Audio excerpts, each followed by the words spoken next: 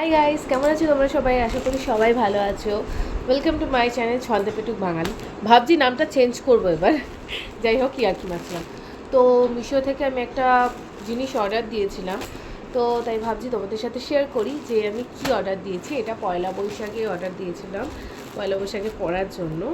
তো আমি কোনো বছরই পয়লা বৈশাখে শাড়ি অত পরি না, মানে টাইম পাই না, মেন কথা সেটা। বাট এই বছরের পয়লা বৈশাখের খুব ইচ্ছে আছে যে শাড়ি পরবো, শাড়ি পরে একটু বেরাবো। সে যাই হোক, তাই আমি একটা শাড়ি অর্ডার দিয়েছিলাম। তো অফকোর্স এটা আমার হাজব্যান্ড আমাকে গিফট করেছে।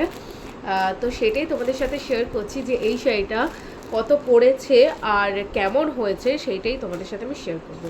তো এই শাড়িটা আমি মিশো থেকে নিয়েছি, আর এই শাড়িটার দাম পড়েছে 368। সো আমি এখন চেক করি, সবে আসলো আর আমি এটা তোমাদের সাথে সবে শেয়ার করছি। তো আমি নিজেও দেখিনি, সবে তোমাদের সামনে ওপেনিং করছি।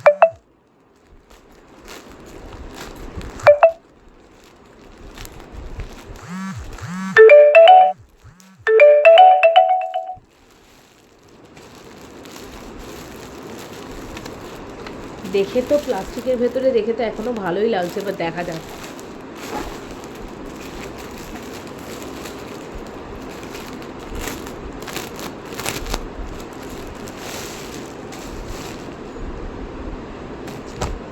বাহ, সেটা ভালোই এসেছে, সত্যি ভালো এসেছে। বাট সেটা একদমই হালকা পাতলা, মানে সুতির ঠিক বলবো না, পিওর সুতির ঠিক বলবো না। যেমন প্রাইস তেমনই শাড়ি দেবে অফকোর্স। আমি যদি এখন 3,000 টাকার জিনিস কিনতাম তো 3,000 টাকার মতোই জিনিসটা পেতাম। বাট শাড়িটা খুব সুন্দর, হালকা, একদমই হালকা, লাইট ওয়েটেড। আর আমি হালকা শাড়ি পরতে বেশি ভালো লাগে আমার। সো এটা আঁচল। তো এই হচ্ছে আমার শাড়ি। কেমন হয়েছে অবশ্যই জানিও। আর তোমরা চাইলেও কিনতে পারো মিশো থেকে সেম শাড়িটা, সেম শাড়ি, এমন শাড়ি।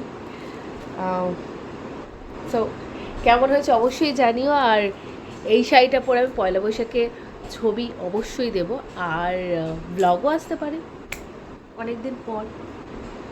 ওকে, টাটা সবাইকে।